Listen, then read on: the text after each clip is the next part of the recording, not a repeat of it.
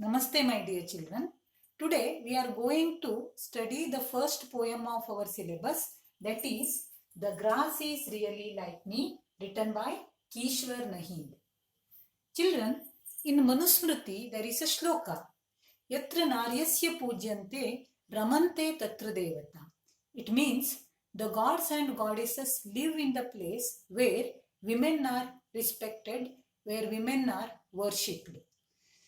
Not only in Manusmriti, in Bhagavad Gita, in Bible, in Quran, and in all other holy religious scriptures, we can find a respectable place, a respectable position for women. Unfortunately, in reality, it is not practiced. We all live in the male dominant society. Here, the women are exploited. They are not allowed to grow. They don't have political right. They don't have the right to own their property. They don't have they are not allowed to get education. Okay, they are restricted to the domestic works. So in this difficult situation, few people thought of women's right. They thought of fighting for women's right on the basis of gender equality. So these people came to be known as feminists, and the theory advocated by them is famous as feminism. Okay, so feminism is a theory that advocates women's rights on the basis of gender equality. Our Kishwar Nahi is one of the famous feminists, and she is also one of the famous poets of Pakistan. Before starting discussion about the poem Grass is Really Like Me, we will know something about Kishwar Nahi. So, Kishwar Nahi was born in the year 1940 in Bulandshahr of Uttar Pradesh. So that means Kishwar Nahid was born in India in the year 1940, but she is a famous poet of Pakistan. That means what? After independence, after partition, she went to Pakistan, she got settled down there, and there she wrote many literary works. This Kishwar Nahir, so 1940 time, 1940s, 50s, during that time, women faced lots of difficulties. So you have seen, in Vijay Lakshmi Pandit's lesson, at that time, women did not enjoy property right. Okay, they were not allowed to get education. But Kishwar Nahi, in this difficult situation also, managed to complete her matriculation. Later, when she wanted to join the college, there was lots of resistance in home. But during that time, her brother supported her. He paid her tuition fees, and with his support, she completed her graduation, and later she completed her master's in economics. She wrote many articles and many poems for a daily newspaper called Jung in Pakistan. Later, she has written many works for children also, and for this work of Kishwar Nahir, she has got an honorable award from the UNESCO, one of the special wings of United Nations organization. So, one of her famous poems is We Sinful Women. You can see it here. We Sinful Women is one of the famous poems of Kishwar Nahir, and it is translated to English by Rukhsana Ahmad. Her popular works are translated to English as well as Spanish language. To support the women who are not economically independent, she opened an organization called Hawa. Okay, she opened an organization called Hawa to help the women to become financially independent. Under this Hawa institution, many cottage and small scale industries have been established. Here, women get an opportunity to work and become financially independent. Okay, so she also held many high posts in the administration section of Pakistan's government also. Totally, She is one of the famous poets and feminists of Pakistan. So now let us start our poem, that is The Grass is Really Like Me. Children, understanding poem, interpreting the poem, analyzing the poem and explaining it is a very difficult job. The poets, they express their thoughts and feelings in the lines of the poem. We cannot get into the mind of the poet to understand what did he mean by those lines. Okay, so it is not at all possible. So everybody, whenever we read the poem, all of us will understand the poem in our own way.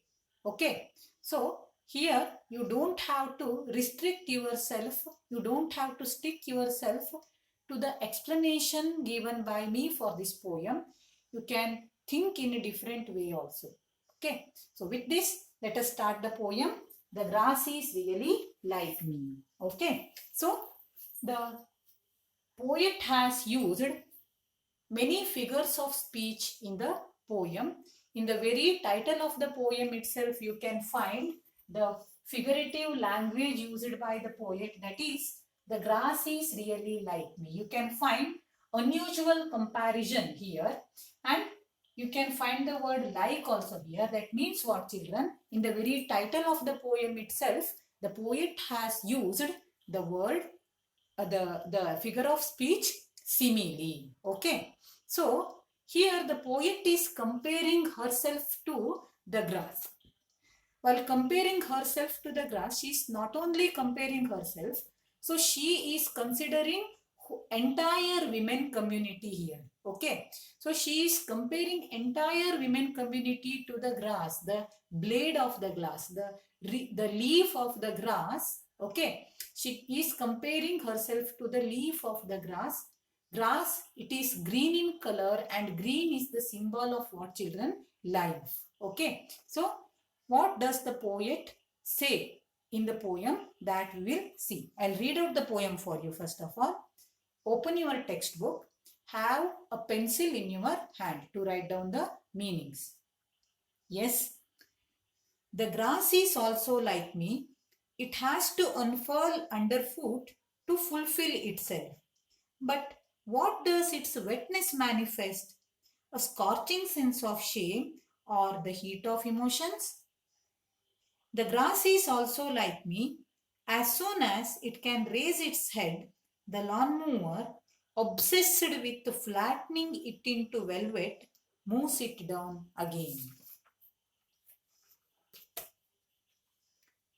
How you strive and endeavor to level women down too, but neither the earth's nor women's desire to manifest life dies. Take my advice. The idea of making a footpath was a good one.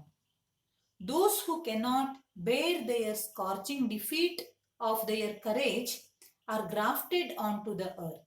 That's how they make way for the mighty, but they are merely straw, not grass. The grass is really like me. Now, let us understand the poem line by line. Come to the first stanza. The grass is also like me. It has to unfurl underfoot to fulfill itself. But what does its wetness manifest? A scorching sense of shame or the heat of emotions? Children, underline unfurl, manifest, wetness and scorching. So let us know the meaning of these words first.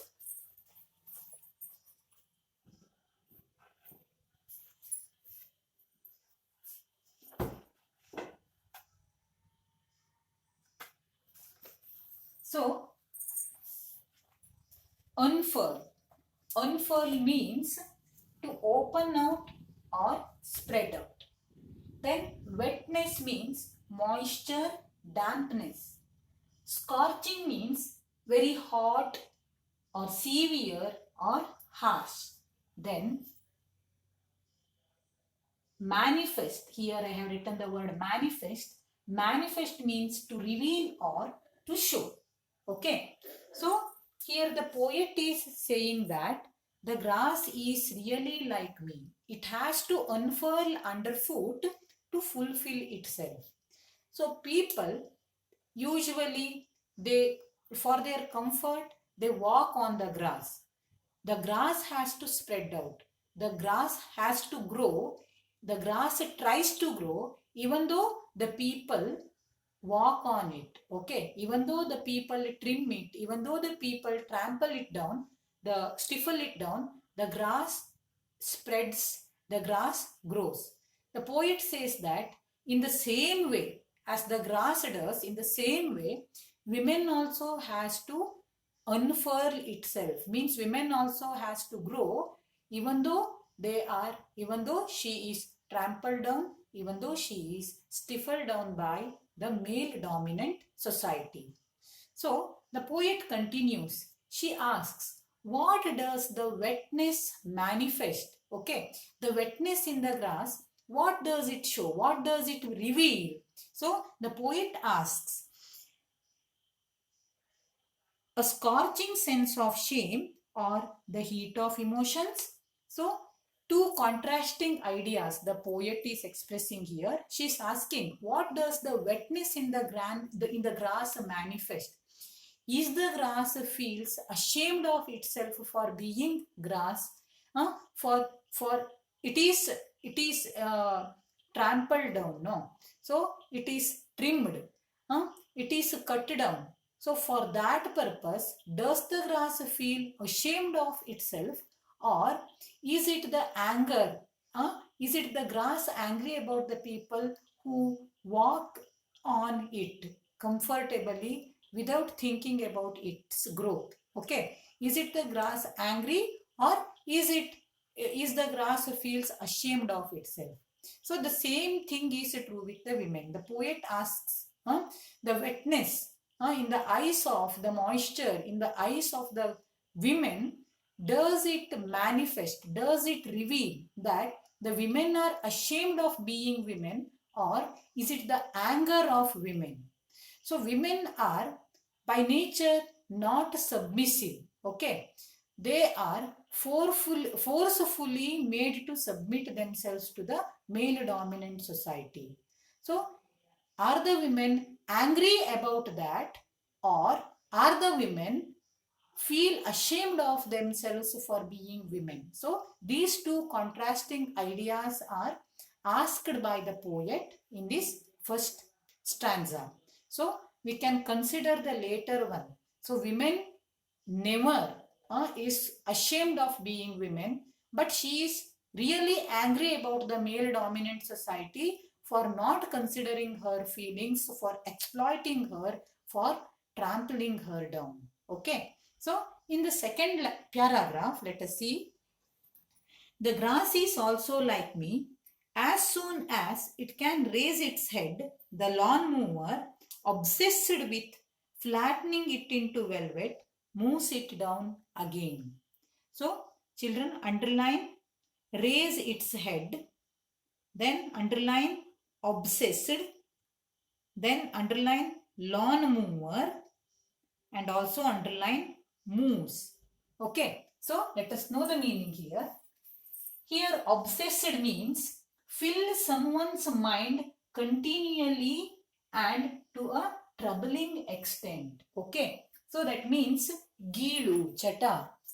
So, hobby is good, but if it becomes chata or gilu, it is harmful, right? So, obsessed, it is gilu. Okay, then next one is lawn mower. Lawn mower is a machine used to cut down the grass. Okay, it is a machine. Lawn mower is a machine used to cut down the grass, and MOWS, moose means cut down. So moose, MOVS moose, you have MOWS moose, you have homophone. Example for homophone, right?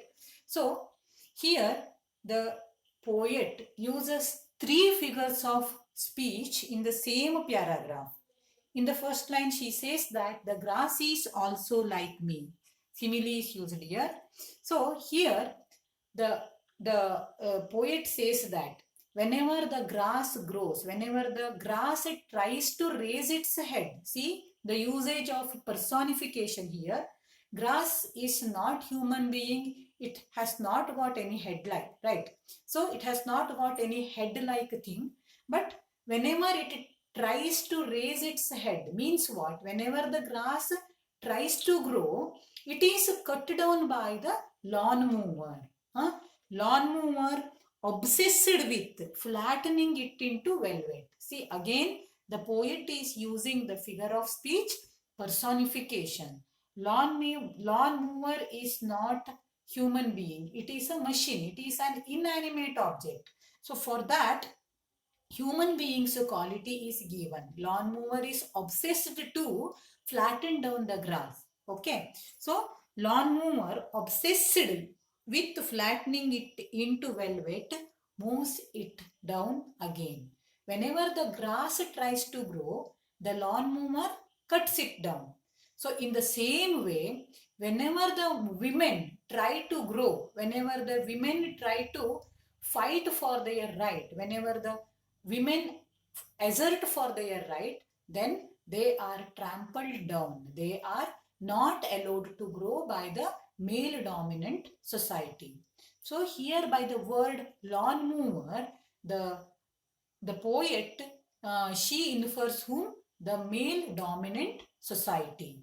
By the word lawn mower, the speaker infers whom? The male dominant society which do not allows the women to grow. So you can see the use of metaphor here. So directly, male dominant society is called what, children?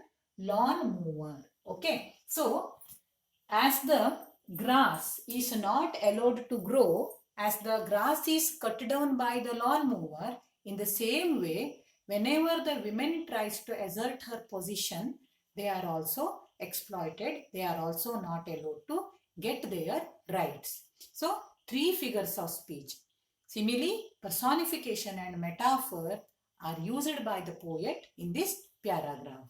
Okay. So, lawn mower is directly compared to whom? The male dominant society. Now, coming to the third paragraph. Here, the poet shifts her idea from grass to the women. See, let us see how you strive and endeavor to level women down too, but neither the earth's nor women's desire to manifest life dies. Take my advice, the idea of making a footpath was a good one. So, underline these words.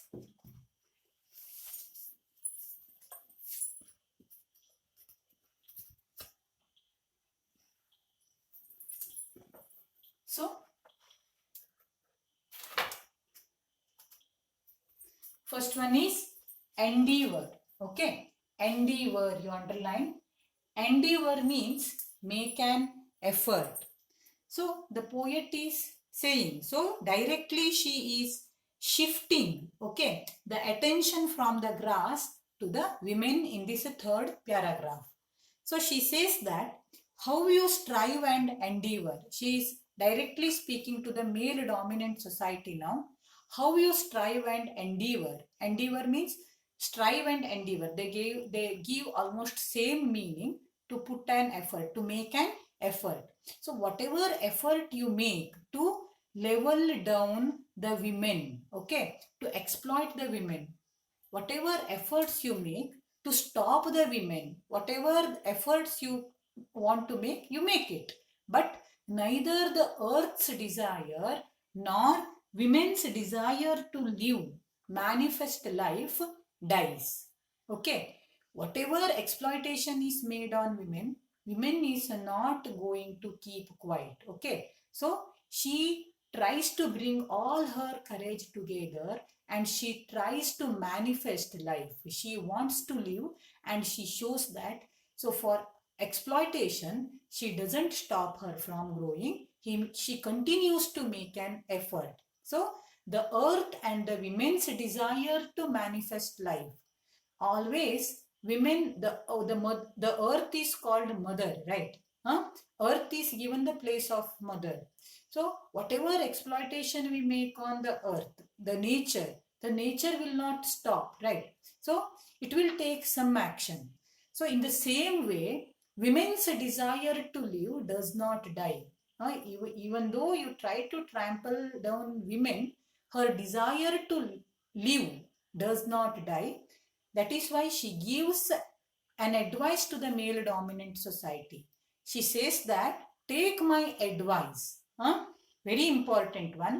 So very confidently, very strongly, the grass. She is comparing herself to the grass. No, grass is green. It is the symbol of life, and also the edges of the grass. How will be the edges of the grass? So carelessly, if we move in the grass region, what happens? The leaf of the grass, it cuts our skin. You might have experienced it, right? So that is the strength of the grass. It looks very soft, but it has got the strength to cut down also. Okay, so she is giving an advice to the male dominant society. Take my advice. The idea of making footpath was a good idea. Okay, the idea of making a footpath was a good one. So she says that now, at least now, you have understood that you cannot stop women from growing. You cannot stop the women's to manifest their feelings to live. You cannot do that. No. Now you understand. Better you allow her to grow in her own way. You make another way for yourself. Okay, the idea of making footpath is a good one. She says that. So you cannot exploit women, you cannot stifle women down. So take my advice, you make another footpath for yourself, you make another way for yourself instead of exploiting or stifling down women. Okay, so allow her to grow in her own way. So, next one, see, the poet says that those who cannot bear the scorching defeat of their courage are grafted onto the earth. That is how they make way for the mighty, but they are merely straw, not grass. The grass is really like me. So, ironical idea. Ironically, the poet is expressing her feelings in this paragraph. She says that the women who cannot accept their scorching defeat, okay, they are grafted onto the earth. So, underline the word grafted, children. Grafted means joined together or united. Then merely. Merely means what, children? Just, only, simply. And straw means what, children? Dried stalk of grain. Okay, ಬಿಳಿ ಹುಲ್ಲು ನೋಡ್ತೀರಲ್ವಾ ನೀವು, ಭತ್ತದ ನಂತರ ಆ ಹುಲ್ಲು, ಭತ್ತದ ಇದು ಉಳಿತದಲ್ವಾ, ಬಿಳಿ ಹುಲ್ಲು ನೋಡಿರ್ತೀರಲ್ವಾ ನಿಮ್ಮ ಮನೆಯಲ್ಲೆಲ್ಲ. So straw is that. Okay, so very ironically the poet says, those who cannot bear except their scorching defeat, okay, of their courage are grafted onto the earth. So women, many women, they try to express their feelings, but whenever they feel that they cannot fight further, they are grafted onto the earth. Means they unite themselves into the earth. ಅವರು ಪೂರ್ತಿ ತಲೆಯನ್ನ ತೆಗೆಸ್ಕೊಂಡು ಬಿಡ್ತಾರೆ. They will stop expressing they could not bring their courage, okay, to fight against the male dominant society. They are grafted onto the earth. They stop fighting against the male dominant society who is trying to exploit them. ಹೌದಾ? So ತಮ್ಮನ್ನ ಯಾರು ದೌರ್ಜನ್ಯ ಮಾಡ್ತಾ ಇದ್ದಾರೋ, ತಮ್ಮ ಮೇಲೆ ಯಾರು ದೌರ್ಜನ್ಯವನ್ನ ಮಾಡ್ತಾ ಇದ್ದಾರೋ ಅವ್ರ ವಿರುದ್ಧ ಯಾವಾಗ ಹೋರಾಡ್ಲಿಕ್ಕೆ ಸಾಧ್ಯ ಆಗೋದಿಲ್ವೋ ಅವಾಗ ಏನ್ ಮಾಡ್ತಾರೆ, ತಮಗ ಆದಂತಹ ಅವಮಾನವನ್ನ ಒಪ್ಪಿಕೊಂಡು ತಲೆಯನ್ನ ತಗ್ಸ್ಬಿಡ್ತಾರೆ. So that is how they make way for the mighty. ಹೀಗೆ ಹೆಣ್ಮಕ್ಳೆಲ್ಲ ಏನ್ ಮಾಡ್ತಾರೆ, ತಮ್ಮ ರೈಟಿಗಾಗಿ, ತಮ್ಮ ಹಕ್ಕಿಗಾಗಿ ಹೋರಾಟ ಮಾಡ್ದೇನೆ ಸುಮ್ಮನೆ ಕುತ್ಕೊಂಡಾಗ ಏನಾಗ್ತದೆ, the person who is against them, he will become strong, right? So this is happening now. So that is what the poet is telling in this paragraph.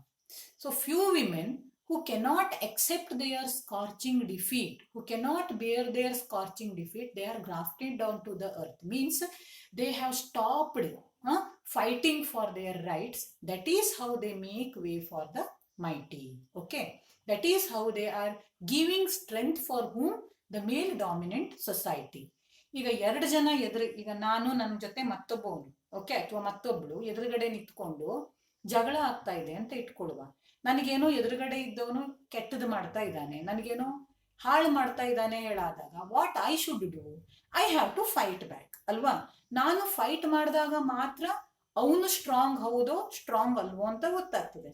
ಈಗ ನಾನು ಫೈಟ್ ಮಾಡ್ದೇನೆ ಇಲ್ಲ ನನ್ನ ಹತ್ರ ಆಗೋದಿಲ್ಲ ಅಂತ ಕೈ ಬಿಟ್ಟುಬಿಟ್ರೆ obviously what happens? That person becomes strong. No, I have to fight for my rights. I have to work for my betterment. No one can harm you except yourself. You don't know, already you have learned, right? So if I stop fighting for my rights, what will I do? I'll make the person, okay, the next person mighty. Mighty means what, children? Strong. This is how they make way for the mighty. The women, since the historical time, okay, since the ancient time, the women did not fight for their rights. They have accepted their defeat. That is why male dominant society is acting like this. That is why men are exploiting the women. That is why men are not allowing the women to grow. Okay, that is why men are what? They are not giving opportunity for the women community. So that is how they make way for the mighty. But they are merely straw, not grass. The women who have accepted their defeat, who have stopped fighting for their right, they are merely straw. They don't have any strength at all. Okay, they are merely straw, not grass. Grass is really like me. Okay, in the beginning only I have told, no, the speaker in the very difficult situation also completed her matriculation. She expressed her feeling, she expressed her wish to go to the college, completing graduation, then completing masters in economics, right? So the speaker fought for her right and she got a respectable position in the society. There are many women who have fought against this difficult situation, who have fought against the exploitation, and they have made their own way. They have contributed a lot to the society. So Sarojini Naidu is there. Anandi Gopal, you should remember. Anandi Gopalan. In your 8th standards first lesson you have learned, no? So how Anandi Gopal became the first Indian women to become the Western doctor. Okay, the Western medicine. How did she study Western medicine? That you have seen, no? How women fought for their rights. So the women who fought for their rights, who fight for their rights, and who assert their position, they are grass.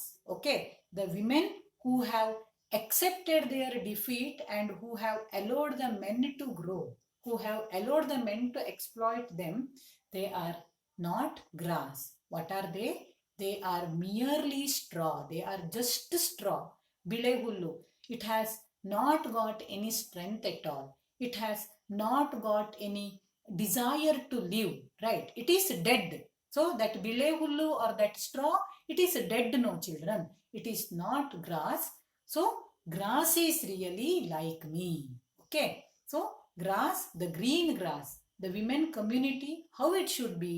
It should be like the green grass, which is the symbol of life and which has got the sharp edge. Okay, so if anybody tries to harm the women community, what they should do? They should fight for their right and they should assert their position.